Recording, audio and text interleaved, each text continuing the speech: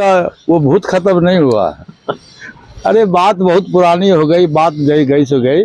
चिराग पासवान जी अपने ढंग से राजनीति करते हैं, मैं अपने ढंग से राजनीति करता हूँ। भगवान करे कि वो आगे बढ़े, मेरा बेटा भतीजा है, मेरा उसमें कोई आपत्ति नहीं है जी। चिराग पासवान जी का जो डिमांड है जी, वो आपको भी पता है क्या डिमांड है। जी। तो एनडीए गठबंधन में एडजस्ट करेंगे, अन्य आरजेडी गठबंधन में एडजस्ट करेंगे। एक मुझको कोई दिक्कत नहीं है, वो फ्री है, अपना लाइन तय करें, वो अपनी चिंता करें, चाचा जी की चिंता नहीं करें, वो अपनी चिंता करें। हमारी चिंता क्यों करते हैं? उनको कहिए कि वो आप अपनी चिंता करो कि किधर जाना है, एनडीए में जाना है कि आरजेडी में जाना है कि स्वतंत्र रूप से अकेले चुनाव लड़ना है। नमस्कार, आप देख रहे हैं 4 PM बिहार और मैं हूं अभिषेक मिश्रा।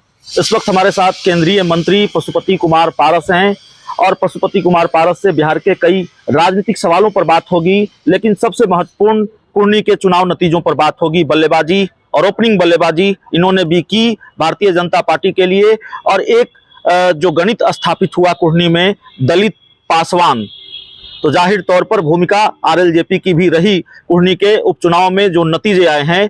तो उस उपचुनाव नतीजों पर बात होगी और उसके बाद दूसरे राजनीतिक सवालों पर बातचीत होगी। सर, कुर्नी में एक बार नहीं 3 बार गए, मोकामा गोपालगंज किन वजहों से नहीं जा सके मैं नहीं जानता, लेकिन कुर्नी में लगातार आप गए, आपकी पार्टी के लोग लगे रहे और उसके बाद ये नतीजे सामने आए हैं। अब इस बल्लेबाजी का इनाम क्या मिलेगा पशुपति कुमार पारस को एनडीए में? देखिए, मोकामा और गोपालगंज में मैं तो नहीं जा सका था, लेकिन हमारे प्रदेश अध्यक्ष और पार्टी के जितने भी पदाधिकारी थे, खासकर जो मेरा दलित सेना का संगठन है, ये दोनों लोग वहाँ काफी दिनों तक कैंप किया। जी।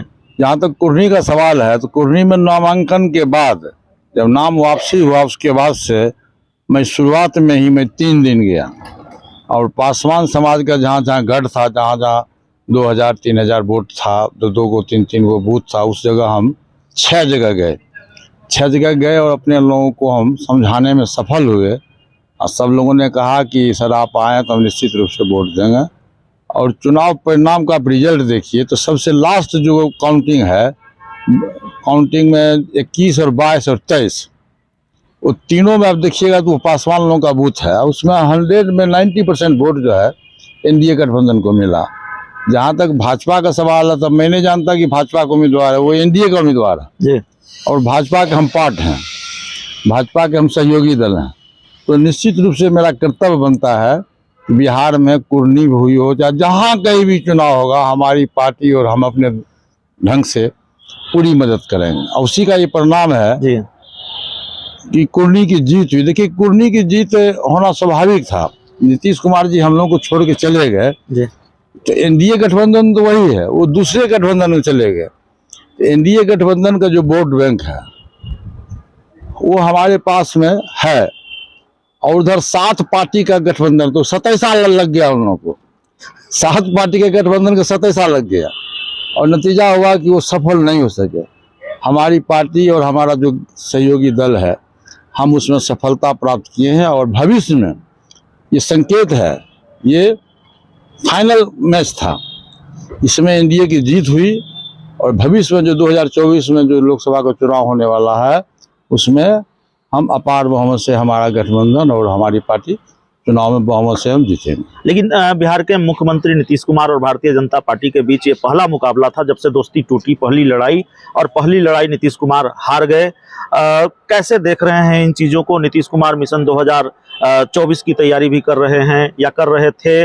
उन्होंने कहा है कि एक लड़ाई हार जाने से, एक चुनाव हार जाने से सब कुछ खत्म नहीं हो जाता। क्या सब कुछ खत्म या बहुत कुछ खत्म हुआ है नीतीश कुमार के लिए, या असली टेस्ट 2024 में होना है? देखिए, एक पुरानी कहावत है कि मॉर्निंग शोज दी डे, सुबह बताता है कि दिन का आलम क्या होगा। तो फर्स्ट से जो जनता दल यू हम लोगों से अलग होकर वो लोग चले गए आरजेडी गठबंधन में और उनकी हार हो गई। आपको याद होगा जी कि 2014 में भी नीतीश जी बिहार में अकेले चुनाव लड़े थे लोकसभा का, और उसमें मात्र उनको 2 सीट मिला था। तो अकेले लड़के भी देख चुके हैं और आरजेडी गठबंधन में भी लड़के देख चुके हैं और एनडीए गठबंधन में भी लड़के देखे। एनडीए गठबंधन में थे तो 2 MP से 17 MP हो गए। फिर अब आरजेडी गठबंधन में गए हैं, तो कुर्नी उनको आरजेडी के लोगों ने अपना सीट छोड़ दिया, लेकिन उनको हरा दिया। तो आपको कह रहे कि 7 पार्टी के गठबंधन है, 27 साल लग गया उन लोगों को।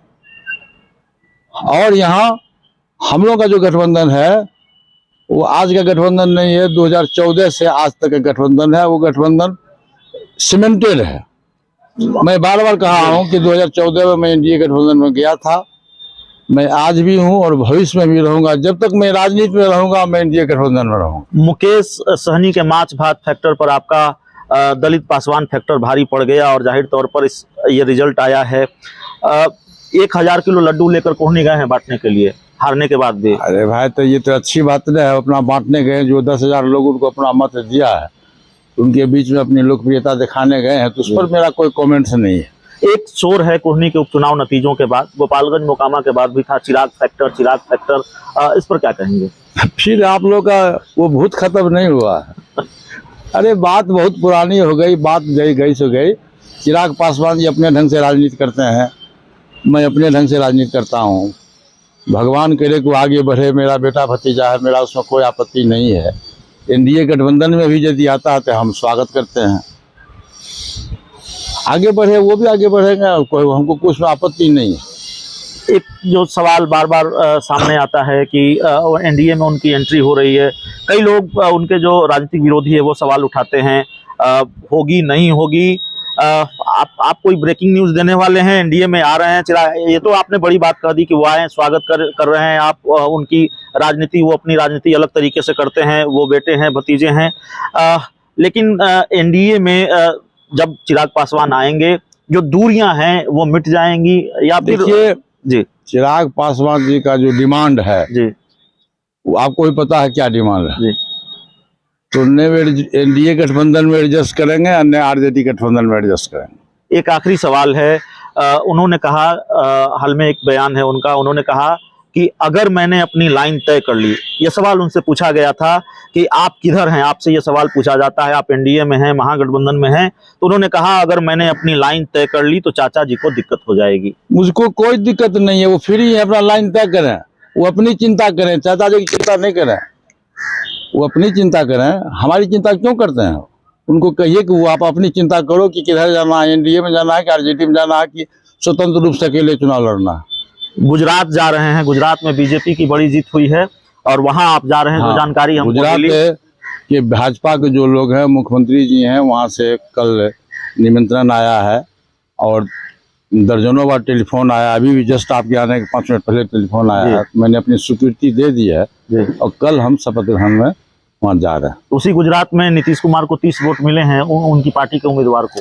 अरे भाई, तो नीतीश कुमार जी को क्या मिला नहीं मिला हमसे क्यों पूछते हैं? तो नीतीश जी से न पूछिएगा। तो चलिए, हमारे साथ केंद्रीय मंत्री पशुपति कुमार पारस थे। कुर्नी को लेकर सवाल और कुर्नी नतीजों के बाद पहली बार केंद्रीय मंत्री पशुपति पारस से बातचीत। दूसरे कई राजनीतिक सवाल, मुकेश सहनी को लेकर सवाल और इन सवालों पर बातचीत। इस इंटरव्यू में इतना ही। बहुत बहुत धन्यवाद।